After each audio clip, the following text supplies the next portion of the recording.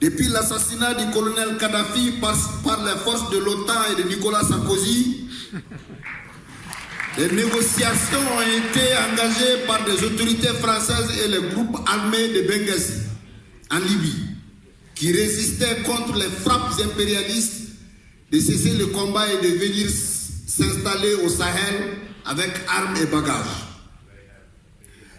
Dès ce jour, les pays du Sahel sont pris au piège par un complot français visant à donner l'indépendance à une partie du Mali au groupe indépendantiste.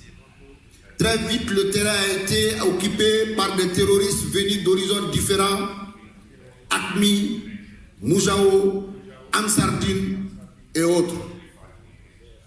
Le 11 janvier 2012, l'opération Serval est intervenue tout en épargnant le chef rebelle Yada Gali et de sa troupe de quitter les lieux de frappe quelques heures avant l'intervention. Il se repliait avec 500 pick-up lourdement armés et s'est installé royalement à Kidal sous la protection française. Car lui aussi, Yada Gali est un agent de renseignement de la DGSE française. Depuis ce jour jusqu'à aujourd'hui, Kidal nous échappe. On ne peut plus aller à Kidal. À qui la faute? À qui la faute? Elle profite aux autorités françaises et à l'OTAN qui ont un agenda, lequel? L'exploitation de nos ressources, or, uranium, pétrole. Quelles conséquences dans nos pays? Nous assistons à la destruction massive de nos bases militaires et de nos engins de guerre, avec des tueries de centaines et des centaines de nos soldats par des mercenaires à la solde de la France. Les massacres de nos populations et la destruction totale des villages Péléo-Dogon ne sont autres que la marque des mercenaires à la solde de la France. Les attaques ciblées dans nos écoles, au Burkina Faso, au Niger, au Mali, plus de 3000 écoles fermées, plus de 3 500 000 enfants du primaire et secondaire sont privés d'éducation. Elles visent à semer la psychose et le chaos. Quelle est la stratégie adoptée par la France? En Afrique, les rivalités entre les puissances impérialistes visent l'exploitation des peuples et des richesses du continent. Cela se manifeste ces derniers temps par le renforcement de la présence économique et militaire de la superpuissance américaine et l'arrivée de nouveaux concurrents, parce que l'Afrique est devenue l'Eldorado, notamment les pays émergents, la Chine, l'Inde, le Brésil, la Turquie, etc. La multiplication des sommets France-Afrique, Chine-Afrique, Japon-Afrique, Russie-Afrique, etc. sont des cadres de montage de toutes les stratégies d'un autre dépiéçage de l'Afrique en de nouvelles zones d'exploitation et de pillage dans un environnement construit et entretenu de guerre, de conflits et de terrorisme. Par ailleurs, la visite d'inspection du président français dans le précaré ouest africain du 27 au 29 novembre 2017 en adressant à l'Afrique un message dont la teneur est résumée dans l'Afrique n'est pas seulement le continent de crise, c'est un continent d'avenir, nous ne pouvons pas les laisser seuls. Eh bien, vous allez les laisser seuls.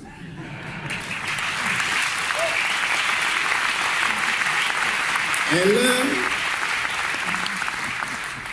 des indicateurs de velléité, de rattrapage, de répartage de l'Afrique en zone d'influence et de conflits impérialistes. Les peuples de la sous-région refusent la misère, l'exploitation de la bourgeoisie alliée à l'impérialisme international et développement des luttes de plus en plus massives pour le pain et la liberté. Notre système sécuritaire au Mali est contrôlé par la France. En effet, Le brigadier général est le chef d'état-major des forces. Elle est le chef d'état-major des forces de la MINUSMA, c'est un Français. Le chef du bureau de la MINUSMA à Kidal est un Français. Le directeur général adjoint de la police de la MINUSMA est un Français. Le conseiller principal de la sécurité de la MINUSMA est un Français. Le premier responsable de la MINUSMA du Mali, le Tchadien Anadif, est de nationalité française. Ouais. Eh bien, c'est vrai. Un conseiller spécialiste de la sécurité a été recruté par le président de la République du Mali et aussi un Français. Le terrorisme au Sahel est un mensonge d'État. Les autorités françaises disent tout sauf la vérité sur ce combat contre le terrorisme au Sahel. Ce qui se passe sur le terrain, ce sont des mercenaires à la solde de la France qui opèrent et qui sèment le chaos dans nos villages et villes. En réalité, le mensonge sur l'accident d'hélicoptère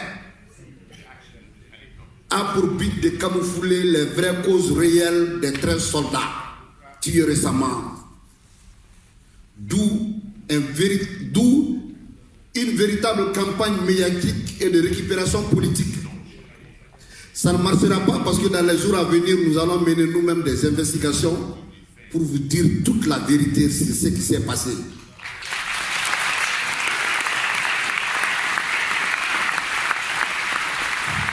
Qu'est-ce que nous demandons?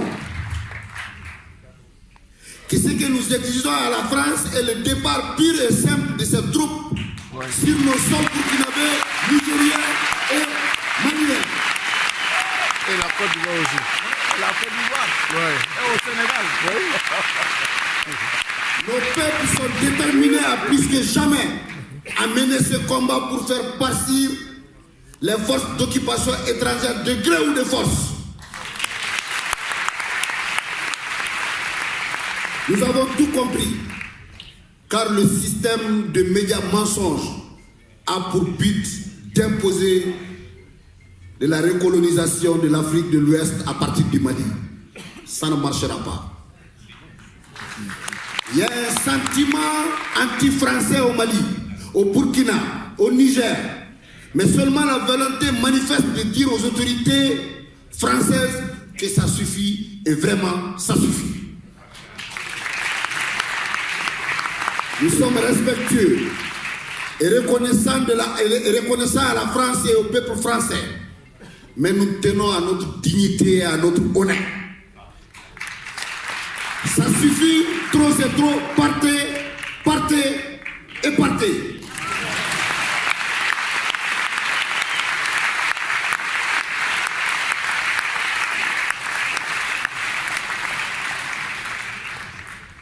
Nous demandons à Emmanuel Macron de s'occuper de la France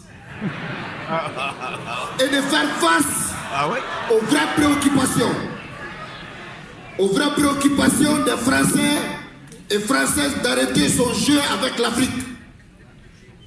Nous encourageons les Gilets jaunes.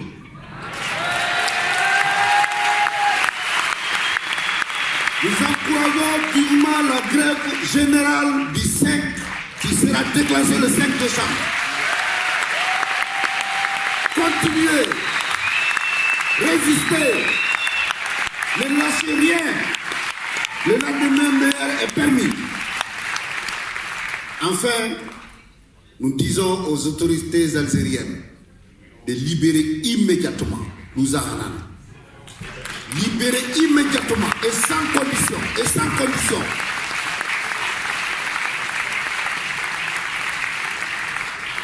Nous avons allé également ce qui se passe au Venezuela avec le président Maduro, où les impérialistes veulent le faire partir coûte que coûte.